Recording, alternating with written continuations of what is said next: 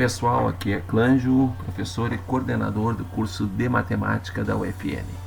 Hoje nós vamos trabalhar um pouquinho com os quadriláteros, que são os polígonos com 4 lados. Começando aqui com um dos quadriláteros notáveis, que é a figura do trapézio. O trapézio, então, é um quadrilátero que possui 2 lados que são paralelos. Esses lados que são paralelos nós chamamos de bases. Bom, existem alguns tipos de trapézios, O trapézio isósceles, quando os lados não paralelos, ou seja, os lados AB e CD, eles são congruentes, certo? Então, essa é uma informação muito importante quando a gente tem uma questão que já coloca que o trapézio ele é um trapézio isósceles. Já o trapézio retângulo, ele tem um dos seus lados, que não é nem a base, mas ele é perpendicular às bases, que no caso aqui é o lado AB. Então, quando ele falar que um trapézio é retângulo, então nós temos que desenhar dessa forma. Nós temos então um dos lados que não é a base, não são as bases, ele tem que formar 90 graus com as bases. Já nós temos um trapézio escaleno, quando os lados não paralelos, eles não são congruentes e nenhum ângulo interno ele é reto também. Se fosse reto, seria, no caso, um trapézio retângulo. Já a figura do paralelogramo, são quadriláteros que possuem lados opostos paralelos entre si.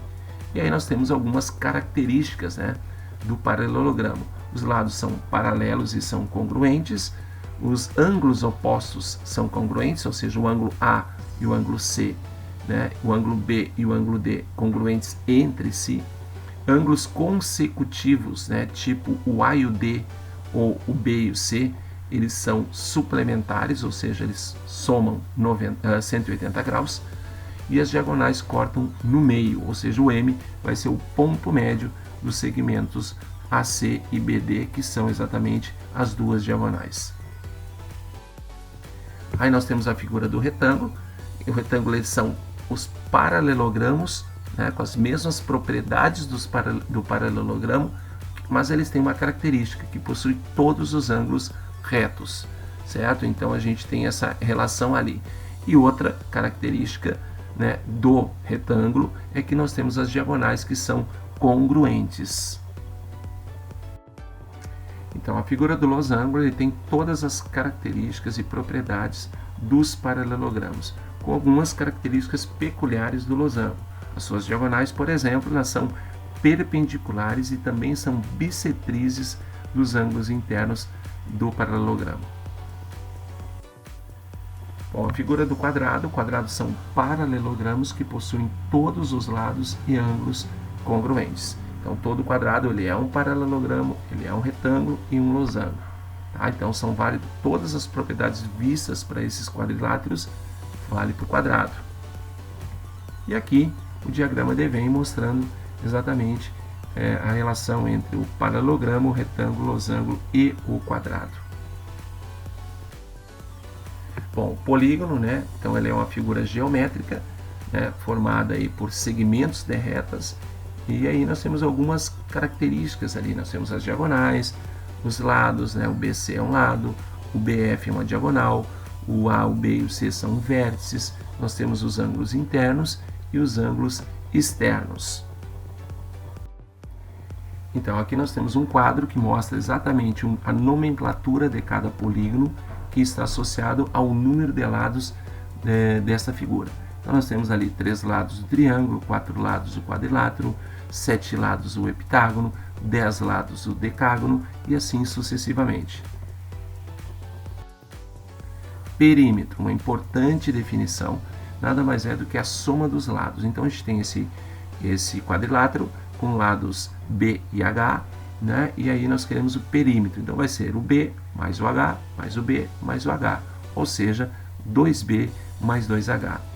O semiperímetro vai ser a metade disto, ou seja, vai ser apenas a soma do B com o H. Aqui nós temos um exemplo, um trapézio retângulo, tem bases 5 e 2 e altura 4. Queremos o perímetro desse trapézio. Nós temos que já saber a forma do desenho dessa figura para que possamos com isso descobrir o que está faltando e responder a pergunta sobre o perímetro. Então nós temos um desenho com 5, bases 5 e 2, altura 4, e o que está nos faltando é aquele x ali. Né? Muito bem, o que nós temos então que fazer? Lembrar que podemos traçar a partir do vértice C até a base AD uma linha, e esta linha representa exatamente o lado AB desse trapézio, ou seja, 4. Já aquele pedacinho do triângulo de baixo, né, do segmento AD, mas o pedacinho final, ele nada mais vai ser do que a diferença entre as bases, 5 menos o 2, e portanto é 3. O que significa dizer que nós temos um triângulo pitagórico com lados com catetos 3 e 4, significando então que a hipotenusa é 5. Ou aplica a relação de forma de Pitágoras e descubra que o x vai ser igual a 5. Como nós queremos o perímetro, que nada mais é do que a soma dos lados desse trapézio, nós temos um lado que vale 5, um lado que vale 4, um lado que vale 2 e outro lado que nós encontramos que vale 5. Na soma de tudo, fechamos em 16. Um paralelogramo, as medidas de dois ângulos internos consecutivos está na razão de 1:3. O ângulo menor desse paralelogramo mede quanto? Então, de novo, o desenho é imprescindível. Aqui um paralelogramo, chamei ângulos A, no ângulos A e ângulos B, e tem a tal da razão de 1:3. Essa razão de 1:3 significa dizer que o ângulo B ele vale 3 vezes o ângulo A. Certo? Se fosse a razão 1:4, seria o ângulo B, vale 4 vezes o ângulo A. Agora nós temos que saber outra informação importantíssima. A soma dos ângulos internos de um paralelogramo ou de um quadrilátero, né, ele vale sempre 360 graus. Então nós vamos somar os 4 ângulos, o ângulo A com A, B com B, dá 360. Aí trocamos o B por 3A, ficamos A mais 3A igual a 360. Então, somando tudo, ficamos com 8A igual a 360 e, isolando o valor do A, chegamos em ângulo A de 45 graus. Ele está pedindo o menor desses ângulos e, portanto, o menor dos ângulos é 45 graus.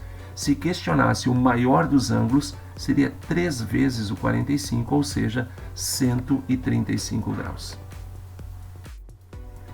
Aí vem uma pergunta teórica, né? Perguntando, todo retângulo ele é um paralelogramo? Né? Então nós temos as características do paralelogramo, indicamos as mesmas características do retângulo. Tem lados opostos paralelos congruentes, ângulos opostos são congruentes, ângulos consecutivos somam 180 graus, as diagonais cortam no meio. Tudo que eu falei são características do paralelogramo que batem com as características do retângulo. Portanto, é verdadeiro. Todo quadrado é um retângulo? Então, a gente verifica que essa questão de todo quadrado ele é um retângulo, sim, porque as características do retângulo batem com as características do quadrado, certo? Então, é verdadeiro também. E todo losango ele é um quadrado? Não. Até o próprio desenho que a gente fez ali, ele é um losango e não é um quadrado. Então, não posso assumir que todo losango ele vai ser considerado um quadrado. Então é uma alternativa falsa. Beleza, gente? Então, a parte de polígonos aí quadriláteros e até o próximo vídeo então.